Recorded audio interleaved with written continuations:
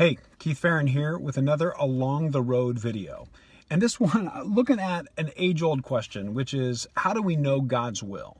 Well, actually, let's today look at a little segment of that, which is, if it is God's will He open the door? Now, I've been hearing forever people saying things like, well, if it's God's will, He'll open the door and make it happen. Or if it's not God's will, He'll close the doors. And that kind of becomes the model for our prayer and seeking God's will. And if the door gets closed, well, it must not have been God's will. And that kind of has a foundational understanding that if we're in God's will, it's going to be the easier way. And I just don't see that in Scripture. I mean, after all, you look at the 11 of the 12 disciples. Well, one killed himself, and the other 10 of the remaining 11 died pretty horrendous deaths. John's the only one that died of an old age. You think, okay, God would have opened the doors differently. Or wouldn't Paul have given up church planting after being thrown in jail yet again?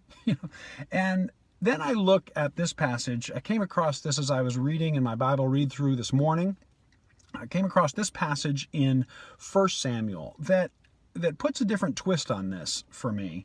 So Jonathan is the son of King Saul. They're going into battle. He comes up to the Philistines, and he says this in 1 Samuel 14. It says, Jonathan said to his young armor bearer, "Come, let's go over to the outpost of those uncircumcised men. Perhaps the Lord will act in our behalf. Nothing can hinder the Lord from saving, whether by many or by few." And his armor bearer says, "Do all that you have in mind. Go ahead. I am with you, heart and soul." So you got these two guys.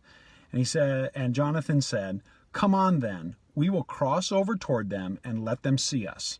If they say to us, 'Wait there until we come to you,' we will stay where we are and not go up to them. But if they say, 'Come up to us,' we will climb up, because that will be our sign that the Lord has given them into our hands." So both of them showed themselves to the Philistine outpost. The Philistines said, "Look, the Hebrews are crawling out of their holes they were hiding in." The men of the outpost shouted to Jonathan and his armor bearer, "Come up to us and we'll teach you a lesson." So Jonathan said to his armor bearer, "Climb up after me. The Lord has given them into the hand of Israel." Jonathan climbed up, using his hands and feet, with his armor bearer right behind him. The Philistines fell before Jonathan, and his armor bearer followed and killed behind him. In the first attack, Jonathan and his armor bearer killed some 20 men in an area of about half an acre.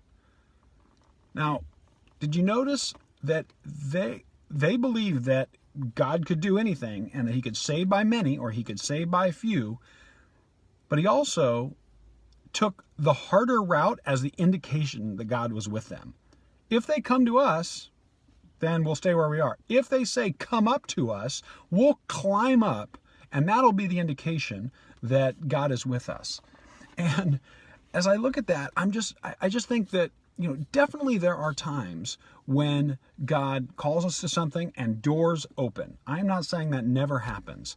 I'm saying that is probably a poor indication of or determining factor that we always use as the litmus test of whether something is God's will. Because as I look through Scripture, I think that, yes, sometimes God opens the door when it's His will, and sometimes He calls us to knock down that door.